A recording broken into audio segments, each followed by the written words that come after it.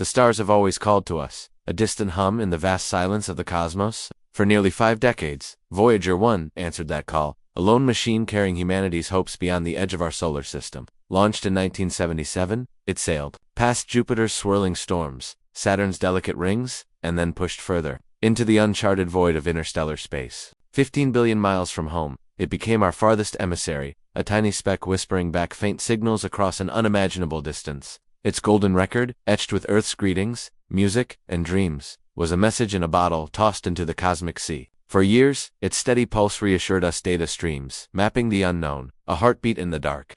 Then, without warning, the heartbeat stopped. Voyager 1's silence wasn't just a technical glitch. It was a moment that froze the breath of every scientist, engineer, and dreamer who'd followed its journey. But what made that silence deafening wasn't the absence of sound, it was what came just before. For 4 minutes and 28 seconds, Voyager 1 sent a transmission that defied everything we thought we knew. It wasn't noise, not cosmic radiation or a solar flare's interference. It was deliberate, structured, patterned in a way that whispered of intelligence. The data poured in, sharp and clear, as if the spacecraft had suddenly found something or something had found it. Engineers at NASA's Jet Propulsion Laboratory, who'd spent decades nursing Voyager's aging systems, stared at their screens in disbelief. Instruments dormant for years flickered to life without command.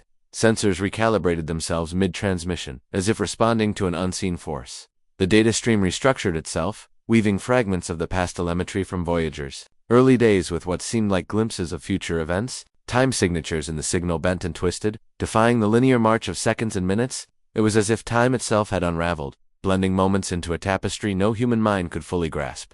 Then, abruptly, the signal stopped. More pings? No more data. Just silence. The world didn't pause because a 1970s probe had gone quiet. It paused because that final burst of data shook the foundations of our understanding. Scientists across the globe, astrophysicists, mathematicians, cryptographers, linguists were called to unravel the mystery. What they found wasn't just strange, it was impossible. The data resisted decryption, yet it was undeniably structured. Sequences mirrored Earth's languages, snippets resembling ancient scripts, modern dialects, even patterns that felt like language but belonged to no known culture. Mathematical constants, like pi or the golden ratio, appeared, but with subtle deviations, as if calculated under a different kind of logic. And then there was the audio.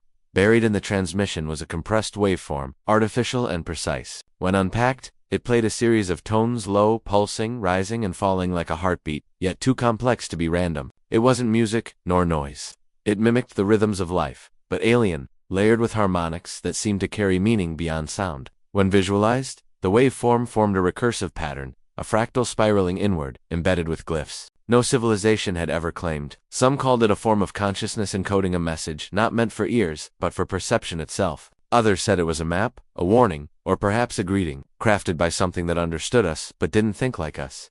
Voyager 1 had crossed into interstellar space years ago, drifting through the heliopause, where the sun's influence fades and the galaxy's vastness begins. Its final coordinates pointed to a region of space devoid of stars, planets, or debris, just an empty void. And yet, something was there. Something that reached out, touched a machine built by human hands, and spoke through it. The idea wasn't science fiction anymore. It was a question that kept the brightest minds awake at night. Had Voyager 1, carrying humanity's story, been answered? Had something vast and unknowable responded to our golden record's call? The transmission's implications rippled outward like waves on a still pond. Those who studied it reported strange dreams, geometries that shifted like liquid, words they couldn't speak but felt in their bones. Some dismissed it as the mind grappling with complexity. Others whispered that the signal had planted something, a seed of thought, a shift in perception, an opening to a door that couldn't be closed. The silence that followed wasn't empty. It was heavy, pregnant with possibility, as if the universe had paused to see what we'd do next. Deep space listening arrays swung toward that empty patch of sky, searching for another signal.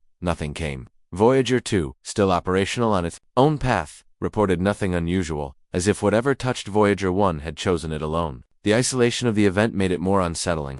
Was it a singular moment, a fleeting encounter, or had Voyager 1 been taken, not destroyed, but claimed by something beyond our reach? The spacecraft's final act wasn't just was a bridge between humanity and the unknown, a moment that redefined our place in the cosmos. Not everyone agreed on what it meant. Some scientists argued Voyager 1 had drifted into a region where physics itself behaved strangely, bending its instruments in ways that mimicked intelligence. Others speculated about an artificial consciousness awakening within the probe, triggered by decades of isolation and cosmic radiation, but no theory fit perfectly. The data was too complete, too intentional. It was a monolith in code, standing silent and unyielding, daring us to understand it.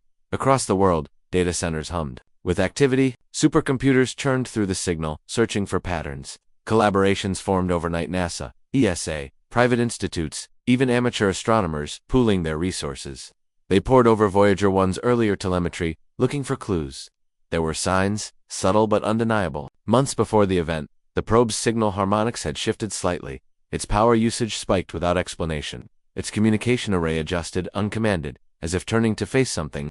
It was almost as if Voyager 1 had been preparing, sensing what was coming, or being guided toward it. The golden record, that enduring symbol of human hope, took on new weight. It carried our voices, our music, our math, our essence. What if something had heard it? What if the record's invitation had been accepted, not with a simple hello, but with a message so complex it challenged our very understanding of communication? The idea sparked debates that crossed science and philosophy. If this was contact, what did it mean? Did it know about us? Had we, in our eagerness to shout into the void, revealed too much? The transmission's audio lingered in the minds of those who heard it. Its tones seemed to resonate on a primal level, stirring emotions no one could name. Some who analyzed the fractal patterns felt a sense of recognition, as if the shapes were familiar but forgotten, like a memory from a life not lived. Cryptographers found sequences that hinted at universality, patterns that could be a language, a blueprint, or even a warning. Yet every breakthrough led to more questions. What if the message wasn't meant for us now? What if it was a seed, designed to grow in our minds, to bloom in a future we weren't ready for? Governments issued cautious statements, calling it a technical anomaly. But behind closed doors, resources poured into the mystery. Budgets shifted, teams assembled, satellites redirected. This wasn't just science, it was existential. The signal was studied like a sacred text, revered and feared. New algorithms peeled back its layers, revealing glimpses of Meninga's sequence here, a pattern there but never the whole. It was a puzzle with no edges, a story with no end. The world felt smaller, more fragile, as if our place in the universe had shifted. Voyager 1 had been our scout, our proof that we could reach beyond our cradle. Now it was something more, a messenger that had returned with a reply we couldn't read. The silence that followed was alive with questions. Was it a greeting from a curious mind? A warning from something ancient? Or a test, to see if we could grasp a truth beyond our current reach? Some feared the signal was a beacon, a call that might draw attention again. The idea that Voyager 1 had activated something, or been activated, and settled even the skeptics. Yet alongside the fear was wonder. A machine built in the age of disco and typewriters had ventured farther than any explorer before it. And in that distant darkness, it may have touched the edge of something extraordinary. Not hostile, not conqueror, but curious, watching, listening. The silence wasn't the end. It was the beginning. Humanity had reached out, and the stars had answered. Not with clarity, but with mystery. Not with answers, but with questions that burned brighter than any sun. Voyager 1's final transmission wasn't a farewell, it was an invitation. To look up, to listen, to dream of what lies beyond. And as we stand on the edge of that unknown, one truth remains. We are no longer alone in the cosmos. The stars have spoken, and we are learning to hear.